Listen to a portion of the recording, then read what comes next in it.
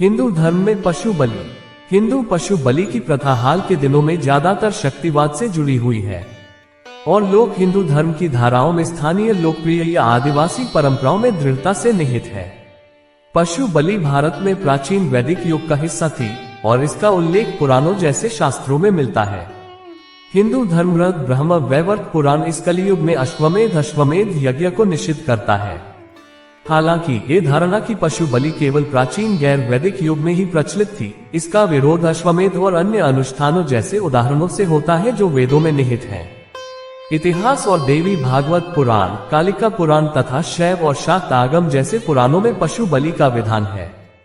पशु बलि के लिए इस्तेमाल किया जाने वाला एक संस्कृत शब्द बलि है, जिसका मूल अर्थ श्रद्धांजलि, भेंट या आहुति है। वनस्पति आहुति और पशु आहुति अन्य बातों के अलावा बलि एक जानवर के खून को संदर्भित करता है और कभी कभी हिंदुओं के बीच इसे झटका बलि के रूप में जाना जाता है।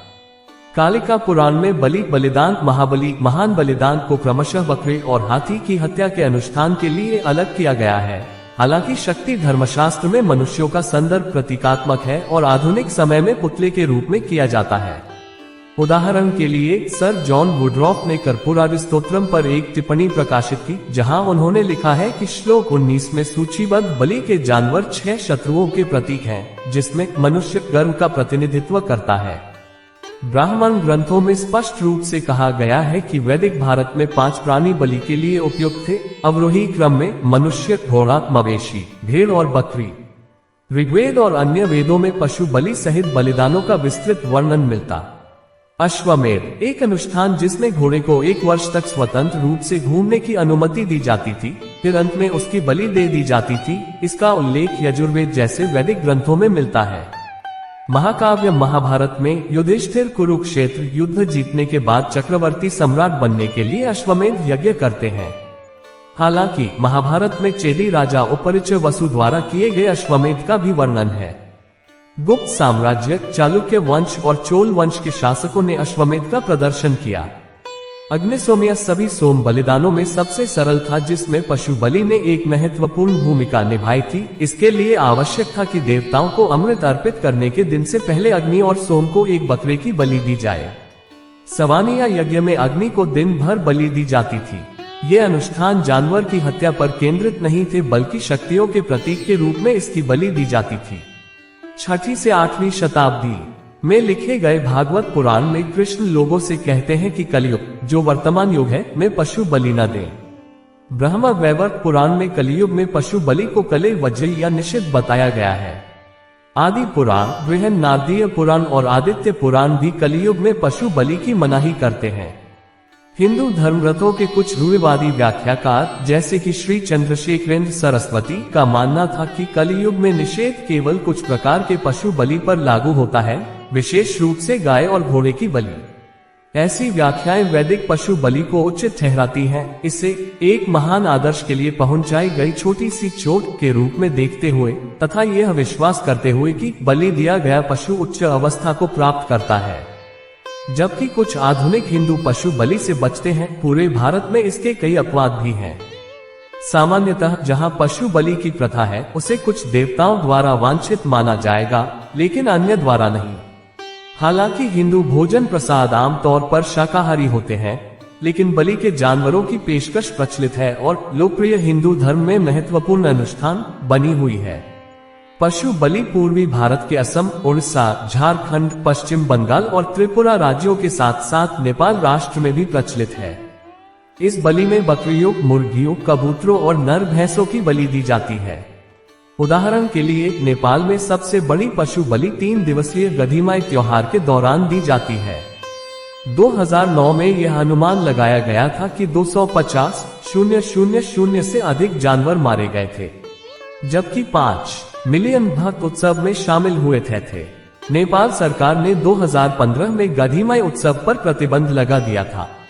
पशु बलि हिंदू देवी देवताओं के उग्र रूपों जैसे दुर्गा, काली, राम देवियों जैसे शीतला, मरियम्मन, भैरव, शिव का निरंकुश रूप नरसिंह, विष्णु का क्रूर अवतार तथा दुष्ट आत्माओं को दी जाती है। बलिदान का उद्देश्य इन क्रोधित देवताओं के क्रोध को शांत करना और उनकी कृपा प्राप्त करना है।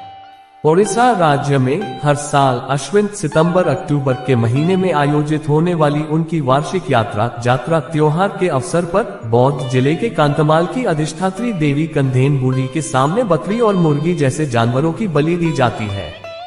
कंधेन बूढ़ी यात्रा का मुख्य आकर्षण घुसुरी पूजा है।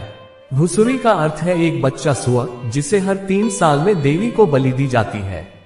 बाली यात्रा के दौरान ओडिशा के संबलपुर में देवी समलेश्वरी के मंदिर में बलि के रूप में नर बकरे चढ़ाए जाते हैं।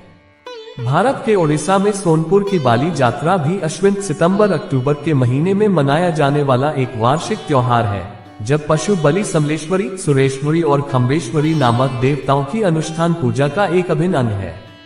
बलि का तात्पर्य पशु बलि से है और इसलिए इस वार्षिक त्योहार को बलि यात्रा कहा जाता है। भारत के पूर्वी राज्यों में नवरात्रि के दौरान पशु बलि कुछ दुर्गा पूजा समारोहों का एक हिस्सा है। इस अनुष्ठान में देवी को बलि का पशु चढ़ाया जाता है, इस विश्वास के साथ कि यह भैंस दानव के खिलाफ उनके हिंसक प्रतिशोध को उत्तेजित करता है। क्रिस्टोफर फुलर के अनुसार पशु बलि प्रथा नवरात्रि के दौरान या अन्य समय में हिंदुओं के बीच दुर्लभ है, जो कि पूर्वी भारतीय राज्यों पश्चिम बंगाल, ओडिशा और पूर्वोत्तर भारत, असम और त्रिपुरा में पाई जाने वाली शक्तिवाद परंपरा के बाहर है। इसके अलावा इन राज्यों में भी त्योहारों के मौसम में महत्वपूर्ण पशु बलि दी जाती है। कुछ शाक्त हिंदू समुदायों में भैंसा राक्षस का वध और दुर्गा की विजय को पशु बलि के बजाय प्रतीकात्मक बलिदान के साथ मनाया जाता है। राजपूत नवरात्रि पर अपने हथियारों और घोड़ों की पूजा करते हैं और पहले कुलदेवी के रूप में पूजनीय देवी को बकरे या नर भैंसे की बलि चढ़ाते थे, एक प्रथा जो कुछ स्थानों पर जारी है। इस अनुष्ठान में पशु को एक ही वार में मार दिया जाता है। अतीत में इस अनुष्ठान को पुरुषत्व और योद्धा के रूप में तत्परता का संस्कार माना जाता था। इन राजपूत समुदायों के बीच कुलदेवी एक योद्धा पतिव्रता संरक्षक देवी है। स्थानीय किंवदंतियों में राजपूत मुस्लिम युद्धों के दौरान उनके प्रति श्रद्धा का पता चलता है। बनारस के आसपास के मंदिरों और घरों में पशु बलि की परंपरा प्रचलित नहीं है, जहां देवी को शाकाहारी प्रसाद चढ़ाया जाता है। पशु बलि का प्रचलन शक्तिवाद परंपरा में है, जहां देवी को अनुष्ठानिक भेंट चढ़ाई जाती है। दक्षिण भारतीय राज्यों कर्नाटक, आंध्र प्रदेश और तमिलनाडु में यह विशेष रूप से स्थानीय देवताओं या कुल देवताओं के सामने किया जाता है। कर्नाटक में बलि प्राप्त करने वाली देवी रेणुका होती है। जानवर या तो नर भैंसा या बकरी है। भारत के कुछ पवित्र उपवनों में, विशेष रूप से पश्चिमी महाराष्ट्र में, उन महिला देवताओं को खुश करने के लिए पशु बलि दी जाती है जो उपवनों पर शासन करती हैं। पुणे के आसपास के कुछ ग्रामीण समुदायों द्वारा वाघजई और सिरकाई के मंदिरों में देवताओं को प्रसन्न करने के लिए पशु बलि भी दी जाती है। पुणे के आसपास के क्षेत्र में भगवान वेताल को बकरियों और मुर्गियों की बलि दी जाती है। महाराष्ट्र का कठार या कुटारी समुदाय परिवार में बच्चे के जन्म के बाद 5वीं समारोह मनाते हुए अपने कुल देवता सप्तशृंगी की पूजा करता है और एक बकरे की बलि भी चढ़ाता है।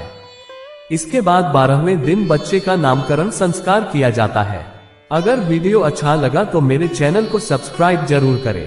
पुणे जिले में करला गुफाओं से सटे एक वीरा के मंदिर में बकरे और मुर्गे की बलि दी जाती है। महाराष्ट्र में तुलजापुर में देवी भवानी को बकरे के मांस की बलि देकर प्रसाद चढ़ाया जाता।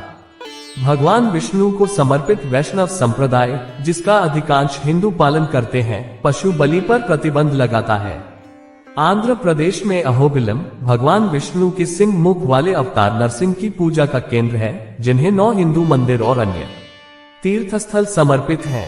अभी भी प्रति सप्ताह एक निश्चित मात्रा में बकरे और नीले की बलि दी जाती है। यह अब विष्णु की पूजा में अत्यधिक असामान्य है, जो एक जंगली और अनियमित आदिवासी देवता और भगवान विष्णु के एक रूढ़िवादी रूप के बीच एक संक्रमणकालीन स्थिति का सुझाव देता है। अगर वीडियो अच्छा लगा तो मेरे चैनल को सब्सक्राइब जरूर करें। तमिलनाडु राज्य में भगवान विष्णु के कल्ललागर मंदिर में पशुओं को एक बंद दरवाजे के सामने प्रस्तुत किया जाता है, जो संरक्षक देवता करूपन के मंदिर के रूप में कार्य करता है, और फिर मंदिर के बाहर अनुष्ठान पूर्वक बलि दी जाती है। कई निम्न जाति के भक्तों का मानना है कि बलि करूपन के बजाय विष्णु के पीठासीन रूप के लिए है। तमिल गांव के देवता अय्यनार के संरक्षक देवता के रूप में करूपन को पशु बलि दी जाती है, जबकि मुख्य देवता को बलि की दृष्टि से बचने के लिए पर्दे से ढक दिया जाता है। कहा जाता है कि मरियम्मन जैसी तमिल ग्राम देवियों को पशु बलि पसंद होती है।